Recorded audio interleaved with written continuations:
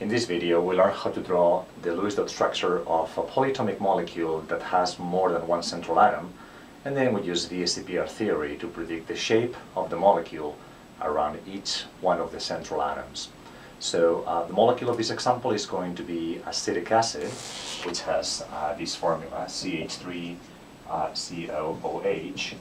That's a common way to write acetic acid, but in order to draw the Lewis dot structure properly and be able to determine the shapes around the central atoms, then we need to know what the exact connectivity of the atoms is.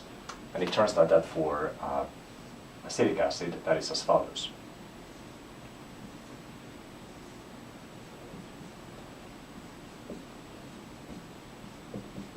Okay, so that is the how the atoms in acetic acid are connected, and then you have bonds like this.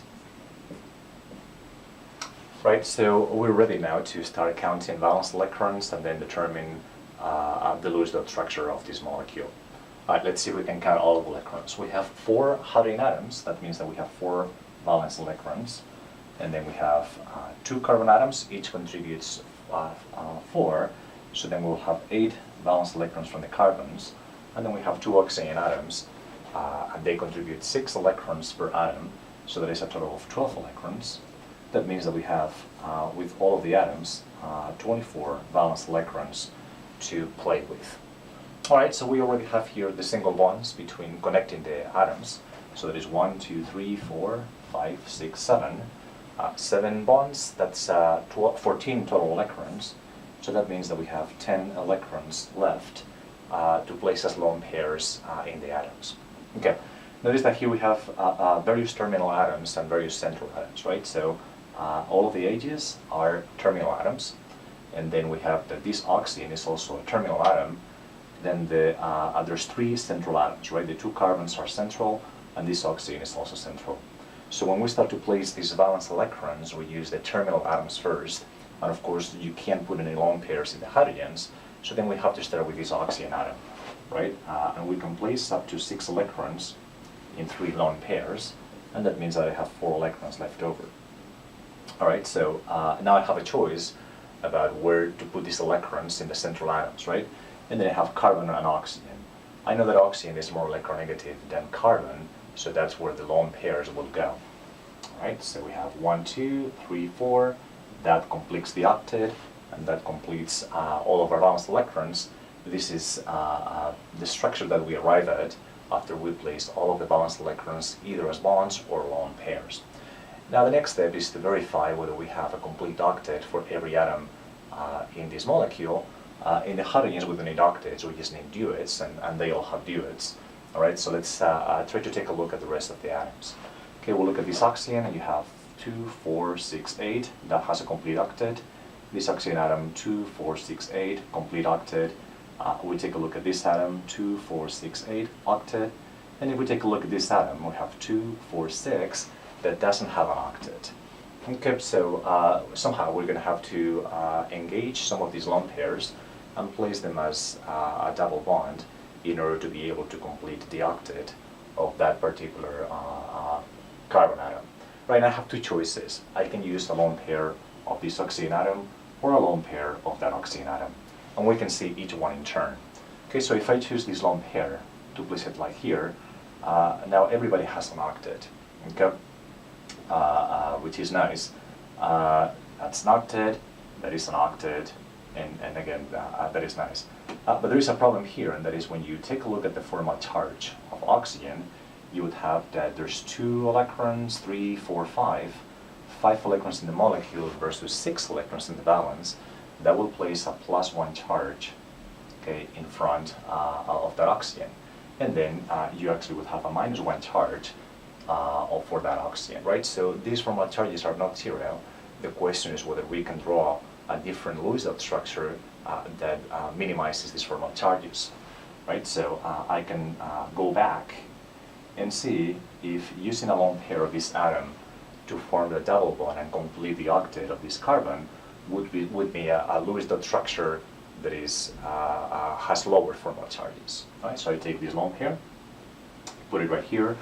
And now everybody has an octet, and we notice that this atom has a 0 formal charge, Okay, and that atom also has a 0 formal charge. Okay, so clearly this is the most appropriate Lewis dot structure for acetic acid. Okay, everybody has an octet and the formal charges are all 0. All right, great. From here, we now can try to see what the shapes around the central atoms should be. Okay, so we're going to go atom by atom.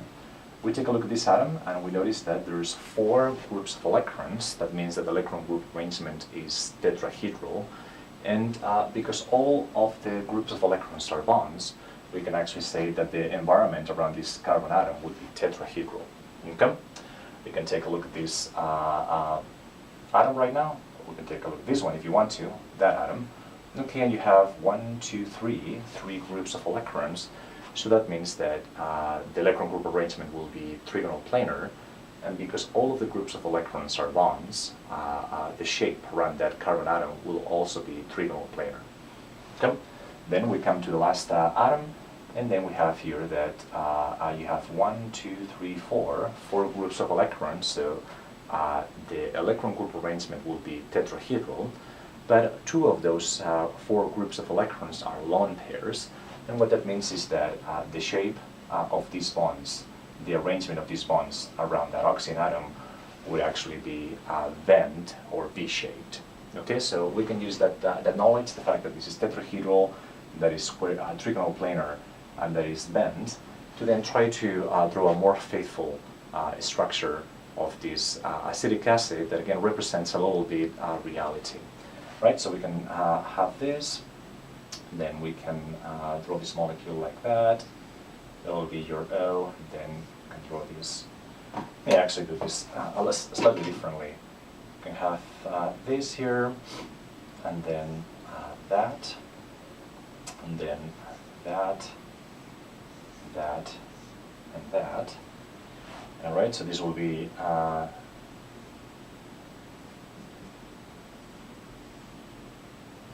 acetic acid. Okay. All right, so notice that we have here a way to describe this as a tetrahedral center, okay, where you have the 2 bonds are in the plane, and then this bond would be coming out of the plane, that bond would be going inside the plane, so that will give you a tetrahedral shape.